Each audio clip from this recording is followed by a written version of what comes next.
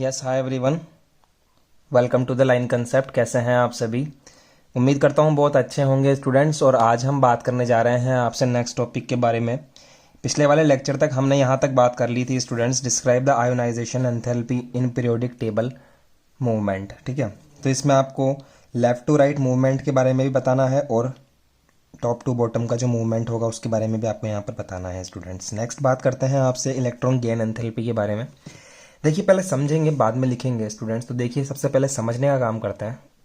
जैसे कि कल हमने इलेक्ट्रॉन आयोनाइजेशन एंथैल्पी के बारे में सुना था कि किसी भी एटम के अंदर से इलेक्ट्रॉन निकालने के अंदर जो एनर्जी खत्म होती है, जैसे निकालने के अंदर रिमूव करने के लिए जो होती है एनर्जी, उसको हम कहते हैं स्टूडेंट्स आयोनाइजेशन एंथैल्पी। लेकिन आज हम आपसे बात करना चाहते हैं इलेक्ट्रॉन गेन एंथैल्पी। गेन यानी लेना। तो किसी भी एटम के अंदर एक इलेक्ट्रॉन जोड़ने पर जो एटम से एनर्जी निकलेगी वो एनर्जी होती है इलेक्ट्रॉन गेन एंथैल्पी। दोबारा समझिए कि कल तो हमने सीखा था इलेक्ट्रॉन के निकलने पर एनर्जी होती है, उसको आयोनाइजेशन एंथैल्पी बोलते हैं। लेकिन यहां पर जब हम किसी एटम के अंदर कोई इलेक्ट्रॉन ऐड करते हैं, जोड़ते हैं, तो जोड़ने पर इस एटम से जो एनर्जी निकलती है उस एनर्जी को हम बोलते हैं इलेक्ट्रॉन गेन एंथैल्पी। ठीक है, क्या होती है लिखते हैं। देखिए, the energy released when one electron is added to the valence shell. ये क्या होता है? वैलेंस शेल होता है of the isolated gas atom. Isolated gas atom of element to convert atom into the gaseous ion. Gaseous isolated ion होता है, isolated atom होता है, आयन नहीं होता है, एटम होता है। तो उसके अंदर जब आप एक एटम ऐड करते हो तो जाहिर सी बात है उस पर क्या आएगा? नेगेटिव आएगा। नेगेटिव का मतलब कि इस पर आएगा एन आयन। तो बस वही बात है कि किसी गैसियस एटम के अंदर एक इलेक्ट्रॉन दिया जाता है ताकि वो गैसियस एनायन में कन्वर्ट हो जाए। तो convert the atom in gaseous anion. जैसे कि न्यूट्रल एटम था, किस स्टेट में था? गैसियस स्टेट में। आपने एक इलेक्ट्रॉन दिया और इलेक्ट्रॉन देते ही क्या हो गया? एनायन बन गया। ये मतलब इसके ऊपर नेगेटिव साइन आ गया और एनर्जी क्या हो गई? रिलीज हो गई, फ्री एनर्जी। और जो एनर्जी रिलीज होती है इस एनर्जी को कहते हैं इलेक्ट्रॉन गेन एंथैल्पी स्टूडेंट्स। अब बात कर लेते हैं कि पीरियोडिक टेबल के अंदर कैसे कैसे electron enthalpy, electron gain enthalpy बढ़ती है, घटती है, कैसे पता करते हैं। देखिए, तो आइए इन पीरियोडिक टेबल तो पहले समझेंगे स्टूडेंट्स कि कैसे कैसे होती है, फिर लिखेंगे। देखिए स्टूडेंट्स, जब हम लेफ्ट से राइट की तरफ चलते हैं किसी भी पीरियोडिक टेबल के अंदर जो हमारे पास में है, तो हमारा जो साइज है एटम का, वो एटम का साइज क्या हो जाता है स्टूडेंट? छोटा होने लग जाता है। छोटा होने का मतलब यह है कि साइज छोटी हो गई। साइज छोटे होने का मतलब है कि इफेक्टिव न्यूक्लियर चार्ज ज्यादा हो गया। मतलब फोर्स ऑफ अट्रैक्शन, इस बीच के अंदर जो न्यूक्लियस होता है उसका जो अट्रैक्शन होता है इलेक्ट्रॉन पे, वो ज्यादा हो गया इधर चलते चलते स्टूडेंट्स। तो हमें एक इलेक्ट्रॉन इसमें जोड़ना है। तो फोर्स ऑफ अट्रैक्शन क्या है स्टूडेंट्स? ज्यादा है। तो छोटा साइज है तो हमें इसमें इलेक्ट्रॉन जोड़ने के लिए मेहनत करनी पड़ेगी। इसका क्या होता है कि साइज छोटा होता है बहुत ज्यादा। तो इसमें जब हम एक इलेक्ट्रॉन देना चाहते हैं स्टूडेंट्स, तो ये बहुत मुश्किल होता है स्टूडेंट देने के अंदर, हमें प्रॉब्लम्स फेस करनी पड़ती है। इसलिए क्या होता है, इसकी ये जो एंथैल्पी है इलेक्ट्रॉन गेन एंथैल्पी वो ज्यादा होती है। वहीं ये बड़ा है स्टूडेंट्स, तो इसमें क्या होगा कि इफेक्टिव न्यूक्लियर चार्ज कम होगा।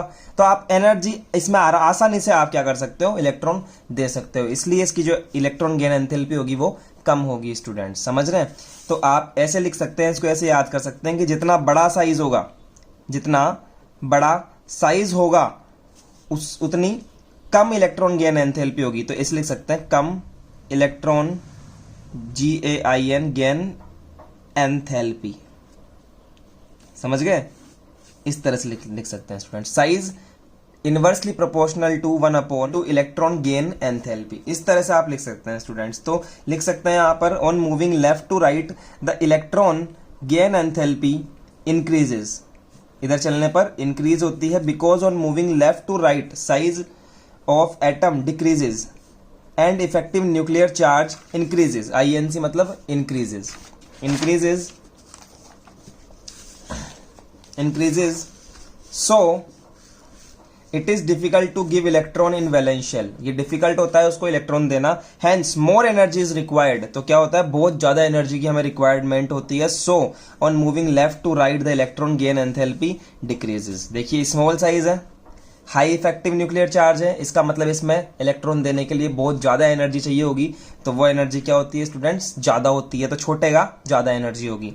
वैसे ही हम लोग जब टॉप से बॉटम में आते हैं स्टूडेंट्स, तो इस तरह से साइज बढ़ता है। सबसे छोटा साइज जो होगा उसमें से इलेक्ट्रॉन देने के लिए ज्यादा एनर्जी चाहिए होगी, इसका मतलब इसकी सबसे ज्यादा एनर्जी है, और जैसे जैसे नीचे आओगे एनर्जी कम होती जाएगी। तो हम बोलेंगे कि when we move top to bottom in periodic table the electron gain enthalpy decreases because on moving top to bottom the size of atom increases and effective nuclear charge decreases, hence it is easy to give electron। जैसे जैसे नीचे आओगे आप electron आसानी से दे सकते हो, क्योंकि बड़ा है, जगह है इसके अंदर, आसानी से इलेक्ट्रॉन दे सकते हो in valence shell, so electron gain enthalpy decreases. ये आप कर सकते हो। क्वेश्चन कैसा आता है स्टूडेंट्स इस पे कि explain the periodicity of electron gain enthalpy in group के अंदर, मतलब कि ऐसे नीचे चलते हो तो कैसे आता है, इस पे क्वेश्चन पूछ सकता है वो। ठीक है एवरीवन, वैसे ही वो इस पे भी क्वेश्चन पूछ सकता है। ठीक है, तो दोनों आपको याद रखनी है स्टूडेंट। चलिए नेक्स्ट बात करते हैं आपसे इलेक्ट्रोनेगेटिविटी। देखिए ये रहा टॉपिक इलेक्ट्रोनेगेटिविटी। यहां देखिए आप इलेक्ट्रोनेगेटिविटी स्टूडेंट्स पहले समझेंगे उसके बाद में लिखेंगे। स्टूडेंट्स इलेक्ट्रोनेगेटिविटी एक प्रॉपर्टी है। सबसे पहले तो आप ये समझिए कि इलेक्ट्रोनेगेटिविटी क्या है, एक प्रॉपर्टी है। जब दो या दो से ज्यादा एटम आपस में जुड़ते हैं ना स्टूडेंट्स इस तरह से, तो उनके बीच में एक बॉन्ड बनता है। क्या बनता है? बॉन्ड बनता है स्टूडेंट्स। इलेक्ट्रोनेगेटिविटी क्या होती है? जो ज्यादा इलेक्ट्रोनेगेटिव होता है एलिमेंट, जैसे ये एटम 1 है और ये एटम 2 है, तो जो इन दोनों में से ज्यादा इलेक्ट्रोनेगेटिव होता है वो क्या करता है, इस बॉन्ड के माध्यम से, इस बॉन्ड से इस वाले एलिमेंट को अपनी तरफ खींचने का प्रयास करता है, खींचने की कोशिश करता है स्टूडेंट्स। इसी को, इस एटम की इलेक्ट्रोनेगेटिविटी कहा जाता है स्टूडेंट्स। इसी टेंडेंसी को, इसी प्रॉपर्टी को कि ये अगर ज्यादा इलेक्ट्रोनेगेटिव है तो ये इसको अपनी तरफ खींचेगा, इसी फिनोमिना को इलेक्ट्रोनेगेटिविटी कहा जाता है स्टूडेंट्स। तो क्या लिखेंगे हम लोग, समझिए यहां पर कि electronegativity is a property to attract the electron of chemical bond between two dissimilar atoms. दो एटम्स हैं और फर्स्ट वाले के थ्रू दूसरे वाले को अपनी तरफ अट्रैक्ट करने को क्या बोलते हैं, इलेक्ट्रोनेगेटिविटी होता है। और ये दोनों के दोनों एटम है, ये डिसिमिलर एटम है। डिसिमिलर का मतलब होता है स्टूडेंट्स डिफरेंट, डिसिमिलर एटम्स होते हैं। It is generally covalent compounds. ये क्या होते हैं? कोवेलेंट कंपाउंड्स होते हैं। कोवेलेंट कंपाउंड्स में भी आपको बताऊंगा क्या होते हैं कोवेलेंट कंपाउंड्स। तो स्टूडेंट्स पहले समझते हैं कि पीरियोडिक टेबल के अंदर क्या फर्क पड़ता है इलेक्ट्रोनेगेटिविटी के ऊपर। देखिए student, on moving left to right, सबसे पहले लेफ्ट टू राइट चलने पर क्या फर्क पड़ता है वो देखते हैं। देखिए स्टूडेंट्स पहले समझेंगे, जब हम लेफ्ट से राइट जाते हैं स्टूडेंट्स तो क्या होता है, साइज छोटा होता है। और जैसे जैसे साइज छोटा होता है ना स्टूडेंट्स, तो जैसे मान लीजिए इसका साइज छोटा है तो हमने छोटा इलेक्ट्रॉन लिया और छोटा इलेक्ट्रॉन के साथ में इसकी रिएक्शन करवा दी। देखिए दिख रहा है छोटा सा, तो छोटे को अट्रैक्ट करना इजी होता है स्टूडेंट्स। तो ये वाला क्या करेगा, ये वाला जो एटम है इसको इजीली अट्रैक्ट कर लेगा अपनी तरफ। इसलिए क्या होगा कि जो इलेक्ट्रॉन नेगेटिविटी है, इलेक्ट्रोनेगेटिविटी है, वो ज्यादा होगी छोटे वाले एटम की और सबसे बड़े वाले की जो होगी वो कम होगी। स्टूडेंट समझ रहे हैं बात को? तो लिख सकता हूं value of electronegativity increases because the size decreases hence the electronegativity increases. बस इतना सा लिखना है आपको, इसके आगे कुछ नहीं लिखना। नेक्स्ट बात समझिए, जब हम टॉप से बॉटम की तरफ मूव करते हैं, टॉप से बॉटम की तरफ जब हम मूव करते हैं तो स्टूडेंट्स साइज क्या होता है, साइज बड़ा होता चला जाता है स्टूडेंट्स। अब बड़ा जो एटम लेंगे हम कुछ इस टाइप से लेंगे बड़ा एटम। अब बड़ा एटम क्या करता है, बड़े को आसानी से अट्रैक्ट नहीं कर पाता है स्टूडेंट्स। बड़े एटम के अंदर क्या होता है कि बड़ा बॉन्ड बन गया, अब ये इसको आसानी से अट्रैक्ट नहीं कर पाएगा। अट्रैक्ट करने के लिए ज्यादा एनर्जी देनी पड़ेगी स्टूडेंट्स, आसानी से अट्रैक्ट नहीं कर पाएगा। इसलिए सबसे बड़ी की जो होती है स्टूडेंट्स वो इलेक्ट्रोनेगेटिविटी क्या होती है, डिक्रीज होती है नीचे चलने पर। तो सबसे छोटे की तो जैसे कि on moving top to bottom, तो आप डायग्राम बना दीजिए इस तरह से कि ये बड़ा बड़ा हो गया यहाँ पर, तो बड़ा हो गया तो डिक्रीमेंट इन इलेक्ट्रोनेगेटिविटी, बड़े के अंदर डिक्रीमेंट होता है। आप ये लिख सकते हैं स्टूडेंट्स कि जितना बड़ा साइज होगा उससे जितना बड़ा साइज होगा टॉप टू बॉटम, या साइज जितना बड़ा होगा उतनी कम इलेक्ट्रोनेगेटिविटी होगी। ऐसे याद रख लीजिए आप, ठीक है। इस चीज को पढ़ने का तरीका यह है कि साइज जितना ज्यादा इलेक्ट्रोनेगेटिविटी उतनी कम, ठीक है। इलेक्ट्रोनेगेटिविटी जितनी ज्यादा साइज उतना कम, ये होता है इनवर्सली प्रोपोर्शनल का मतलब। स्टूडेंट समझ रहे हैं बात को? अब हम समझते हैं स्टूडेंट्स वैलेंसी के बारे में कि वैलेंसी क्या होती है। ये बहुत ही अच्छा टॉपिक है वैलेंसी। देखिए स्टूडेंट्स, जो वैलेंसी होती है उसको पहले समझेंगे हम कि वैलेंसी होती क्या है। देखिए वैलेंसी को हिंदी में बोलते हैं संयोजकता, ठीक है। वैलेंसी को समझिए स्टूडेंट्स कि मैंने आपको 9th क्लास में भी सिखाया था बच्चों को, और आपने भी सीखा होगा कि वैलेंसी होती है आउटर मोस्ट के अंदर कितने इलेक्ट्रॉन है। जैसे कि मैं बात करूं आपसे सोडियम की, तो सोडियम का इलेक्ट्रॉनिक कॉन्फ़िगरेशन बनाना आपको आना चाहिए, और वो कब आएगा, जब आपको सोडियम का नंबर पता होगा। ऐसे hydrogen, helium, lithium, beryllium, boron, carbon, nitrogen, oxygen, fluorine, neon, sodium, कितना 11। तो 11 है, तो हम इसका इलेक्ट्रॉनिक कॉन्फ़िगरेशन कुछ इस टाइप से बना सकते हैं कि 2 इलेक्ट्रॉन्स तो इसमें आ गए, फिर इसमें आ गए students 8 electrons, 4, this is 5 6 7, 1 2 3 4 5 6 7 and 8, और एक आ जाएगा आउटर मोस्ट में, ठीक है।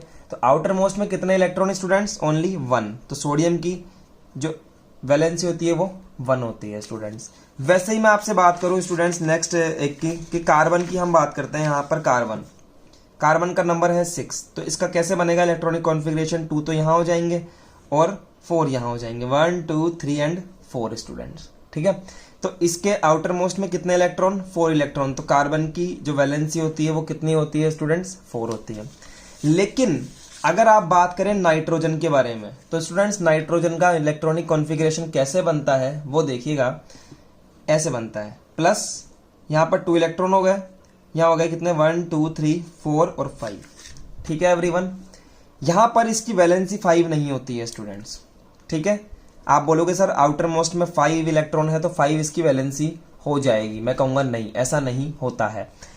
इस आउटर शेल के अंदर कितने इलेक्ट्रॉन होने चाहिए कि ये स्टेबल हो जाए? तो आपको पता है कि आउटर शेल के अंदर 8 इलेक्ट्रॉन्स होने चाहिए, और 8 इलेक्ट्रॉन्स के अंदर ये एटम स्टेबल हो जाएगा स्टूडेंट्स। ऐसी बात होती है। तो हमें कितने एलिमेंट्स की जरूरत पड़ जाएगी और कितने इलेक्ट्रॉन की जरूरत पड़ेगी, और इसको स्टेबल करने के लिए हमें 3 इलेक्ट्रॉन की जरूरत पड़ेगी। और जैसे यहाँ पर हम 3 इलेक्ट्रॉन बना देंगे 1 2 3, तो ये आउटर मोस्ट में 8 इलेक्ट्रॉन्स हो जाएंगे, और ये क्या हो जाएगा? स्टेबल हो जाएगा।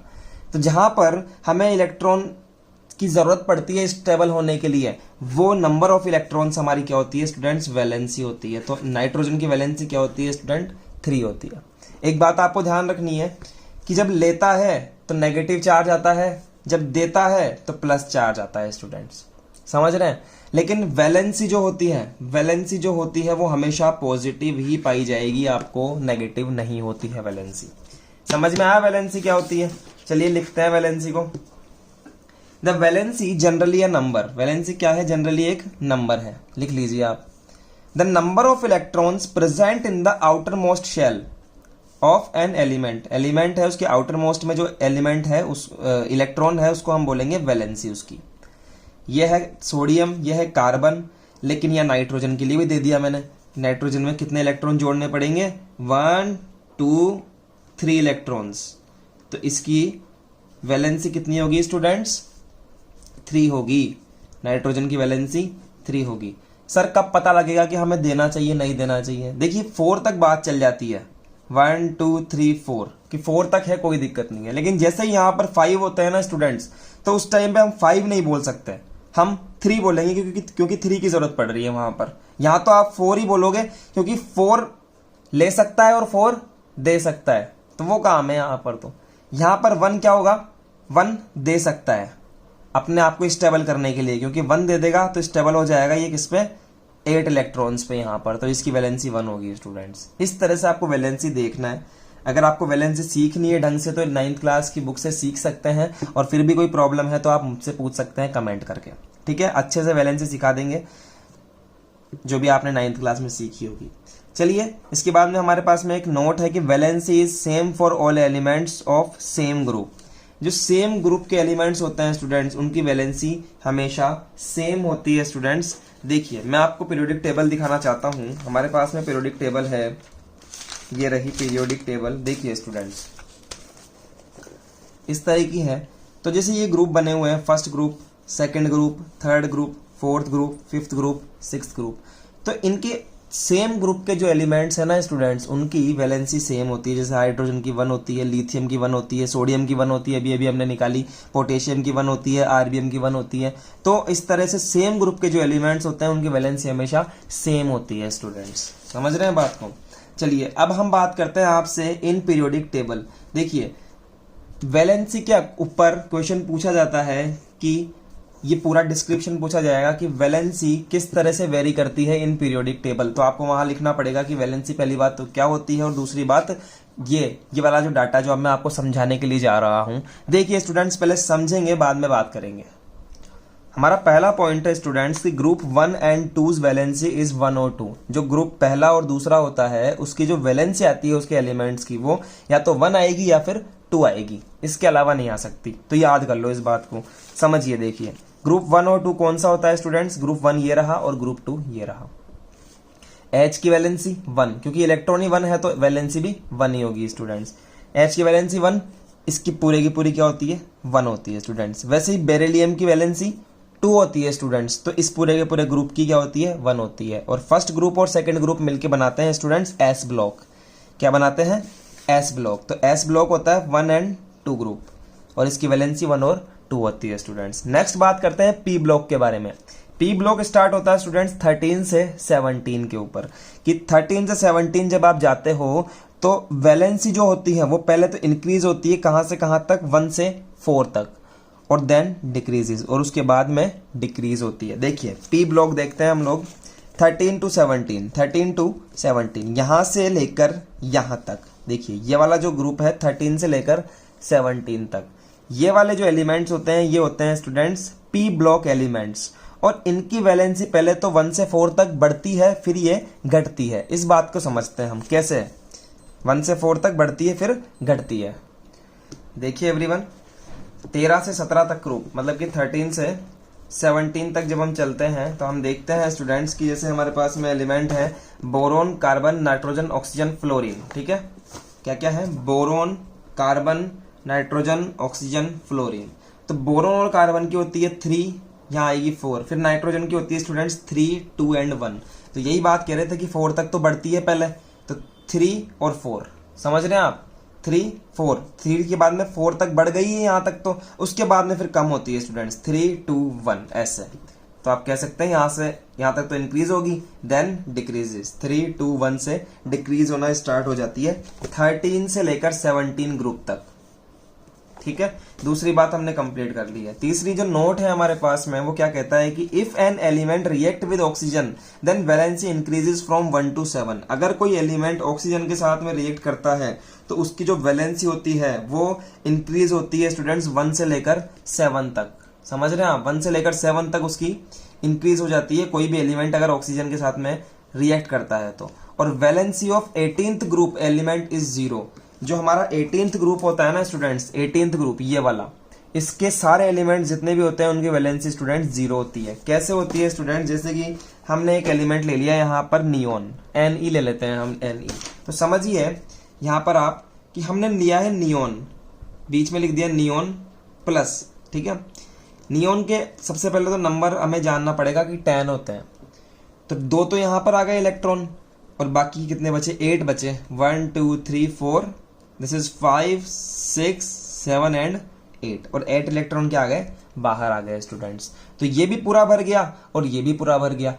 कोई इलेक्ट्रॉन आउटर मोस्ट शेल में बचे ही नहीं जो हम बाहर दे सकें या फिर लेकर स्टेबिलिटी ले सकें। समझ रहे हो बात को?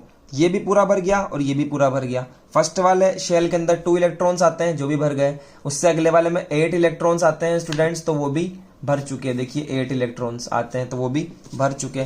तो पूरा भर गया शेल, ना देने के लिए है ना लेने के लिए है, तो इसकी जो वैलेंसी होगी स्टूडेंट्स वो क्या हो जाएगी?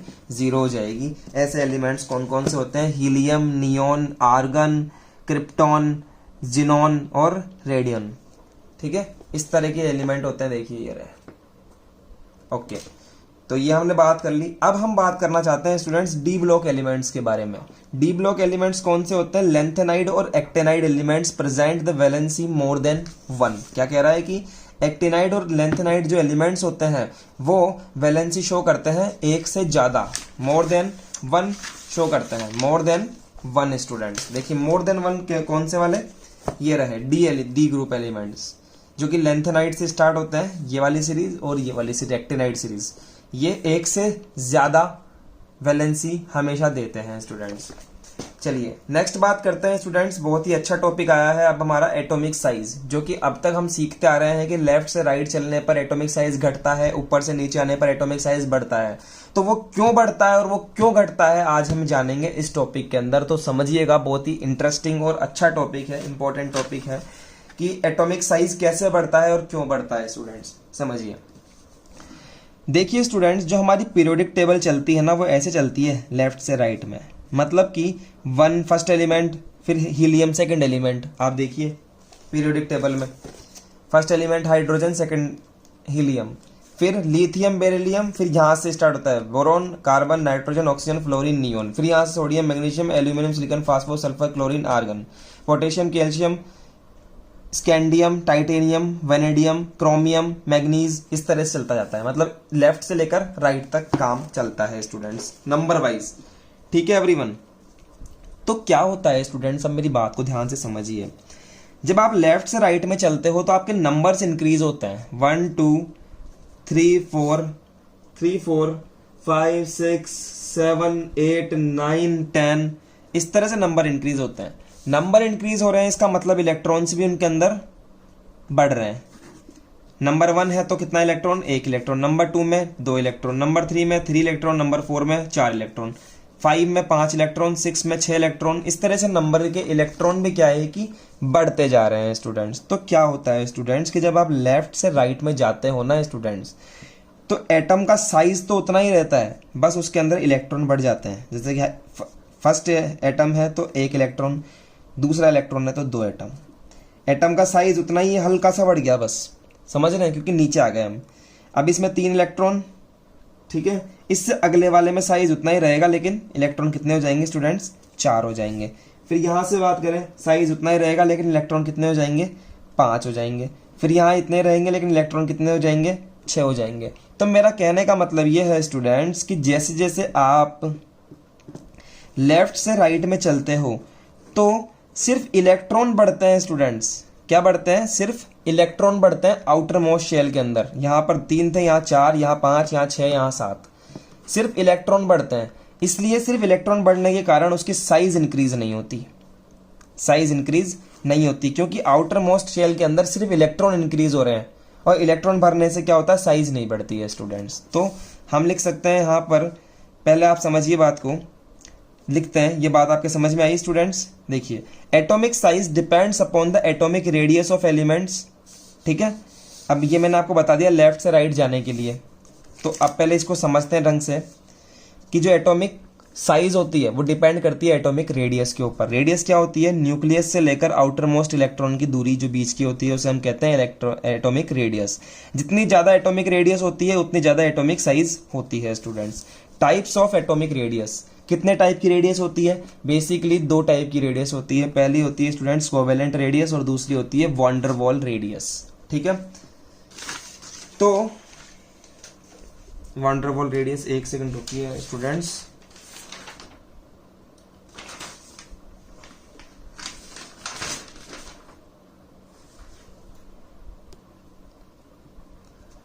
ठीक है, पहले समझेंगे हम कोवेलेंट रेडियस की। कोवेलेंट रेडियस क्या होता है? जब भी मैंने आपको समझाया था स्टूडेंट्स लेफ्ट से राइट चलने पर, उसको याद रखना, अभी उसको लिखेंगे हम लोग। पहले हम समझ रहे हैं कोवेलेंट रेडियस क्या होती है। देखिए स्टूडेंट्स, जब कोई 2 एलिमेंट्स आपस में रिएक्ट कर लेते हैं, रिएक्ट कैसे करते हैं? जैसे एक एटम ये है और एक एटम ये है, आपस में रिएक्ट कर लेते हैं, तो इनके जो न्यूक्लियस होते हैं स्टूडेंट्स, उनके बीच की जो दूरी होती है, उसकी जो हाफ डिस्टेंस होती है, उस हाफ डिस्टेंस को हम बोलते हैं कोवेलेंट रेडियस। और कोवेलेंट रेडियस से बनने वाले एलिमेंट्स को हम बोलते हैं कोवेलेंट एलिमेंट्स। समझ गया आप बात को? तो देखिए, when 2 or more than 2 atoms are attached by a covalent bond, then the half distance between their nucleus is called covalent radius. Half distance between their nucleus is called the covalent radius. इसको हम लोग denote करते हैं RC से। किससे? RC से। Next बात देखिए यहाँ पर वॉन डेर वाल रेडियस की। वॉन डेर वाल रेडियस क्या होती है? देखिए students, van der Waals radius सबसे पहले तो उन एलिमेंट से बनती है जो सेम टाइप के होते हैं। कैसे टाइप के? सेम टाइप के होते हैं।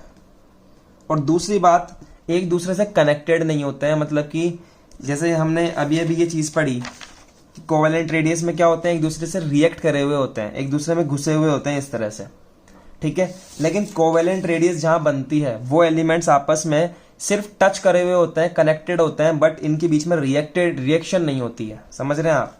तो इन सॉलिड स्टेट कहां पर पाए जाते हैं ये, सॉलिड स्टेट में। तो in solid state atoms of two non bonded molecules, non bonded, bonded नहीं है इनके बीच में, of a substance then the half of the distance between their nucleus, तो इनके बीच की जो न्यूक्लियस की डिस्टेंस है उसकी हाफ डिस्टेंस जो है is called the van der Waals radius, ठीक है। और इसे हम कहेंगे वॉन डेर वाल रेडियस, इसे हम डिनोट करते हैं RW से, ठीक है स्टूडेंट्स। अब आप दोनों के अंदर फर्क देख सकते हैं कि ये तो है इस टाइप की और ये है इस टाइप की। तो आप मुझे बताइए दोनों में से बड़ी नजर कौन सी आ रही है आपको। देखिए ये तो छोटी हो गई क्योंकि ये अंदर चला गया, तो ये वाली क्या हो गई, छोटी हो गई, और ये वाली क्या है स्टूडेंट्स, बड़ी है। तो वॉन डेर वाल रेडियस हमेशा कोवेलेंट रेडियस से बड़ी होती है students. This is our note कि always van der Waals radius जो होगी वो कोवेलेंट रेडियस से बड़ी ही होगी स्टूडेंट्स। अब हम बात करते हैं कि पीरियोडिक टेबल के अंदर हम लोग साइज को कैसे देखते हैं। अभी समझाया था आपको ये वाली चीज कि जब हम लेफ्ट से राइट में जाते हैं तो सिर्फ इलेक्ट्रॉन बढ़ते हैं स्टूडेंट्स, इलेक्ट्रॉन बढ़ते हैं, उसका साइज इंक्रीज नहीं होता है। इसलिए लेफ्ट से राइट जाने पर स्टूडेंट्स जो साइज होता है वो क्या होता है, डिक्रीज होता चला जाता है। समझ रहे हैं आप, डिक्रीज होता चला जाता है। सर डिक्रीज क्यों होगा, साइज तो सेम ही है। अरे तो बेटा जैसे जैसे इलेक्ट्रॉन बढ़ेंगे वैसे वैसे इफेक्टिव न्यूक्लियर चार्ज भी तो बढ़ेगा, इस न्यूक्लियस का इन इलेक्ट्रॉन के ऊपर अट्रैक्शन भी तो बढ़ेगा, और जैसे अट्रैक्शन बढ़ेगा तो ये क्या हो जाएंगे, छोटे हो जाएंगे आपस में ऐसे। जितने ज्यादा इलेक्ट्रॉन उतना छोटा हो जाता है ऐसे, कम इलेक्ट्रॉन तो खुले खुले रहते हैं। समझ रहे हैं, इस टाइप से बात होती है। तो लेफ्ट से राइट मैंने आपको समझा दिया, ये बात आप लिख लीजिए यहां पर। देखिए ये रहा, on moving left to right the size of atom decreases because atom only electrons increase in outer most shell, so size does not increase, सिर्फ इलेक्ट्रॉन बढ़ रहे हैं। लेकिन स्टूडेंट्स क्या होता है जब हम टॉप से बॉटम की तरफ मूव करते हैं, जब हम टॉप से बॉटम की तरफ मूव करते हैं स्टूडेंट्स, तो क्या होता है कि इलेक्ट्रॉन्स तो बढ़ ही रहे हैं, साथ के साथ शेल्स ही बढ़ते हैं। इसमें 1 शेल थे, इसमें 2 शेल हो गए, फिर आप नीचे बढ़ेंगे तो इसमें 3 शेल्स हो गए। तो इसमें इलेक्ट्रॉन्स तो बढ़ेंगे लेकिन साथ साथ शेल्स ही बढ़ गए। देखिए आप, पहले 1 शेल थी, शेल का मतलब ऑर्बिट 1 थी, अब 2 शेल हो गई, अब 3 शेल हो गई, अब 4 शेल हो गई, अब 5 शेल हो गई स्टूडेंट्स। तो शेल्स भी बढ़ रहे हैं, तो शेल्स बढ़ने के कारण क्या होता है, इसका साइज भी इंक्रीज होता है। The size of atom increase because in atom shells increases, atom की जो शेल्स है वो इंक्रीज होती है, और एटम शेल्स इंक्रीजेज नहीं increase, from the bottom, from top to bottom, अरे यहां लिखो from top to bottom moving, hence the size increases। और क्वेश्चन इस पर कुछ इस टाइप से आता है, what do you understand by covalent radius and van der Waal radius, कि covalent radius और van der Waal radius में आप क्या समझते हैं, लिखिए स्टूडेंट्स। तो वहां पर आपको कोवेलेंट और रेडियस दोनों देना पड़ेगा स्टूडेंट्स। तो यहाँ तक हमने आज सीखा है स्टूडेंट्स। नेक्स्ट लेक्चर में हम आपसे मिलेंगे और एक अलग टाइप की रेडियस के बारे में बात करेंगे जिसका नाम है मेटेलिक रेडियस, और एलिमेंट्स के मेटेलिक प्रॉपर्टीज के बारे में भी हम वहाँ पर बात करेंगे स्टूडेंट्स। तो आज के लिए इतना ही स्टूडेंट्स, लिख लीजिए इनको, हम मिलते हैं आपसे नेक्स्ट लेक्चर में, बात करेंगे। तो आज के लिए ऑल द बेस्ट स्टूडेंट्स।